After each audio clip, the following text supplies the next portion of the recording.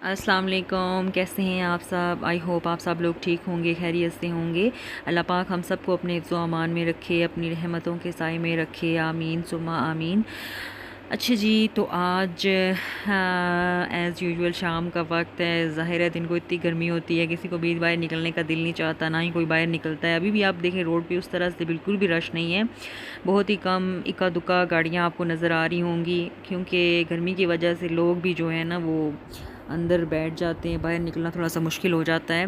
तो शाम का वक्त था, हम लोगों ने सोचा कि चलो आज तो खैर उस तरह से गर्मी नहीं थी। अभी देखिए आपको ऊपर थोड़े थोड़े बादल भी नज़र आ रहे होंगे, मौसम अच्छा था और हवाएं भी ठंडी चल रही थी। ऐसे लग रहा था जैसे मरी वगैरह में या कहीं पे भी कोई बारिश हुई है।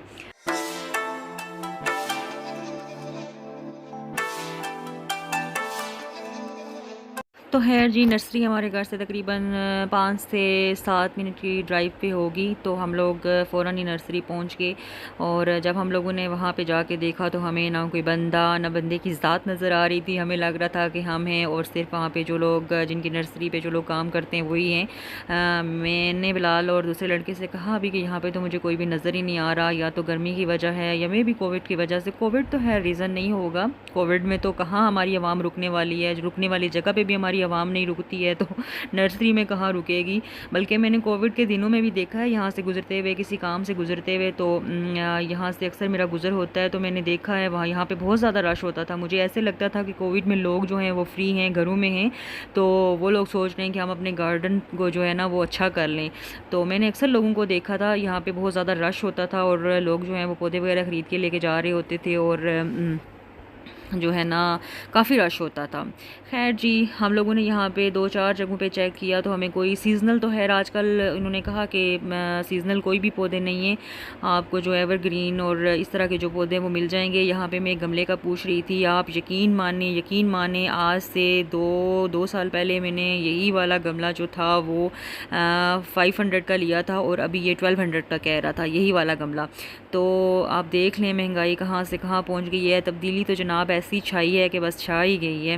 तो खैर और यहाँ पे भी कुछ और भी इस तरह प्लास्टिक के जो जो रखे हुए थे, ये भी इतने कॉस्टली, इतने एक्सपेंसिव, इतने महंगे बता रहे थे कि मैं तो सुन के हैरान हो रही थी कि ये क्या हो गया है। तो मैंने उनसे कहा भी कि इतने ज़्यादा महंगे हो गए हैं, हर चीज़ की प्राइसेस जो डबल भी नहीं ट्रिपल हो गई हैं। तो वो आगे से कह रहे थे नहीं मैम, ट्रिपल तो नहीं हो गई हैं, उतनी हैं जितनी पहली थी। मैंने कहा ऐसा तो नहीं है, ऐसा तो बिल्कुल भी नहीं है कि मैं पहली दफ़ा नर्सरी आई हूँ। मुझे गार्डनिंग का बहुत ज़्यादा शौक़ है, मैं बहुत ज़्यादा पौधे लेने के लिए बहुत ज़्यादा नर्सरी में आती थी, मुझे सब पता है। लेकिन अभी तो बिल्कुल ही, अभी ये सामने एक पौधा में से इसकी कीमत पूछ रही थी, ये इसकी 800 का है, जिसकी भी मैंने पूछी है 800, 700, 600, इससे नीचे कोई भी मुझे इन लोगों ने कीमत नहीं बताई। मैं तो सुन के हैरान हो रही थी कि ये क्या हो रहा है भाई, ये तो बहुत ही ज़्यादा महंगे हो गए पौधे, ऐसे तो मैं अपना शौक़ कैसे पूरा करूँगी। मुझे हंसी भी आ रही थी और मैं उन लोगों को ये कह भी रही थी कि क्या इतने महंगे, इनमें क्या है, इसमें तो कोई ऐसी क्वालिटी मुझे नज़र नहीं आ रही है। लेकिन खैर क्या कह सकते हैं, हर चीज़ की कीमतों को आग लगी हुई है। खैर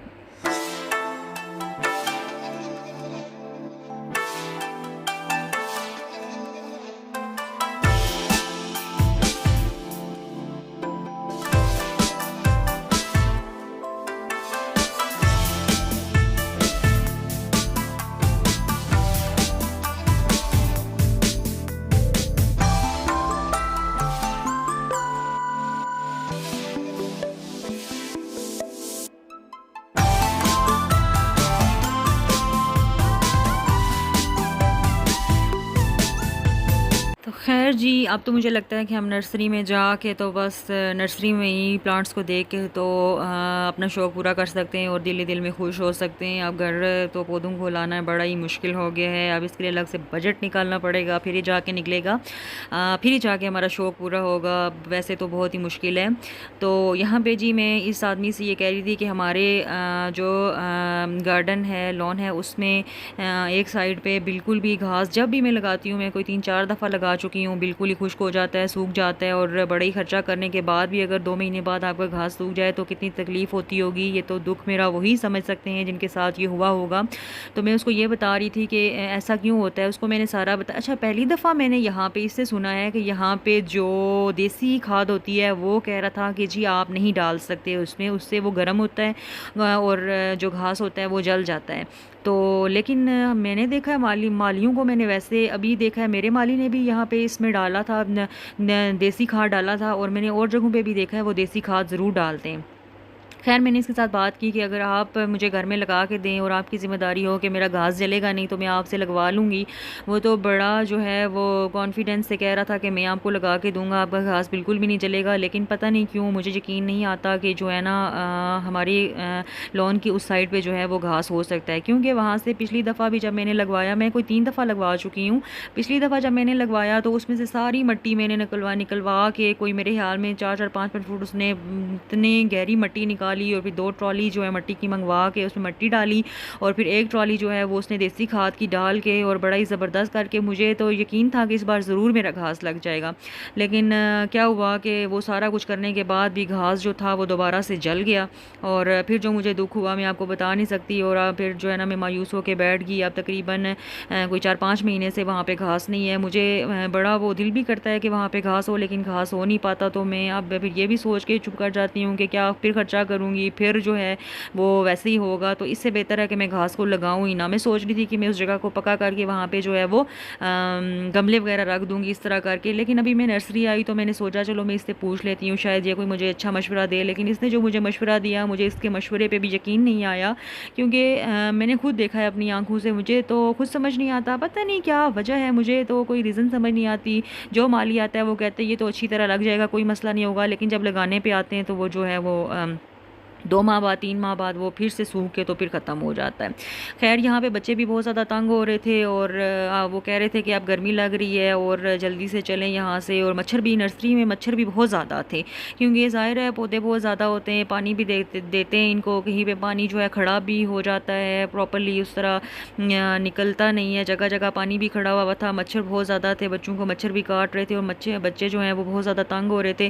तो फिर अब हमें इतनी भी हिम्मत नहीं थी कि हम दोबारा जहाँ से हमने चलना शुरू किया था वहाँ पे हम लोग जाएं। तो हमने बिलाल से कहा तुम जाओ गाड़ी लेके आओ, और हम लोग इधर ही तुम्हारा वेट करते हैं। फिर वो बेचारा गर्मी में गया और फिर गाड़ी लेके आया, और हम गाड़ी में बैठे और फिर घर की तरफ रवाना हुए।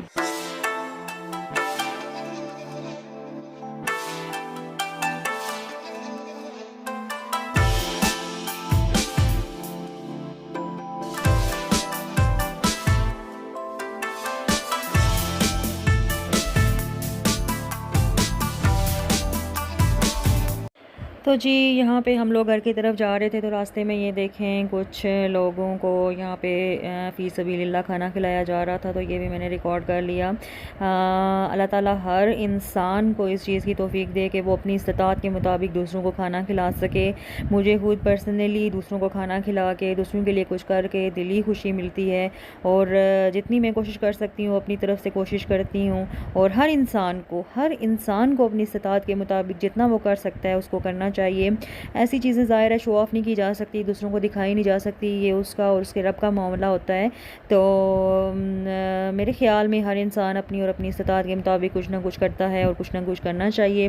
तो खैर जी ये थी छोटी सी बात। अब हम लोग पहुँच चुके हैं राना मार्केट इस्लामाबाद में रहने वालों को पता होगा, बहुत ही मशहूर है यहाँ पे सदीक समोसा सेंटर। तो यहाँ के समोसे हमें बहुत पसंद है, और जाते जाते हमने कहा आज तो जी समोसों का मौसम है, समोसे खाए बगैर हम घर कैसे जा सकते हैं।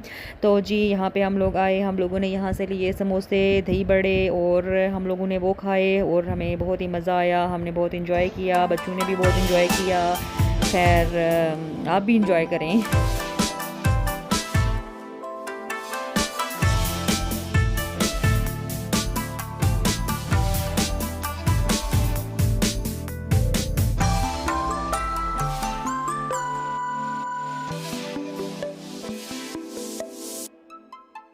हाँ जी, तो ख़ैर जी हम लोगों ने दही बड़े खाए। दही बड़े बहुत ही मज़े के थे, बहुत ही मज़ा आया। स्पाइसी बहुत थे बच्चे, तो पहले उन्होंने थोड़ा सा खाया और बाद में जी उन्होंने खूब शोर मचाया कि जी बहुत ही मिर्चें हैं। तो मैंने कहा अब मैं क्या कर सकती हूँ, मिर्चें हैं, अब तो आप लोगों ने खा ली हैं, अब तो मिर्चें खाई हैं तो उनको बर्दाश्त करो।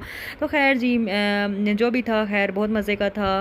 अल्लाह ताला की नेमतें हैं जो हम लोगों को मिलती हैं, अल्लाह ताला का शुक्र अदा करना चाहिए, और अल्लाह ताला का खैर हर हाल में शुक्र अदा करना चाहिए, और अल्लाह ताला से हमेशा अच्छे की उम्मीद रखनी चाहिए। अल्लाह ताला दे के भी आज़माता है और ले के भी आज़माता है, तो शुक्र अल्हम्दुलिल्लाह। तो खैर जी, आज की वीडियो इतनी ही थी, और अगर आपको मेरी वीडियोस पसंद आती हैं तो इन्हें मस्ट लाइक किया करें, फ्रेंड्स और फैमिली के साथ शेयर किया करें, और बेल के आइकन को ज़रूर प्रेस कर दिया करें ताकि मेरी आने वाली हर लेटेस्ट वीडियो आप तक पहुंच सके। दुआओं में रखिएगा मुझे याद, अपना और अपने प्यारों का रखें ख्याल, और थैंक यू फॉर वॉचिंग। अल्लाह हाफिज़।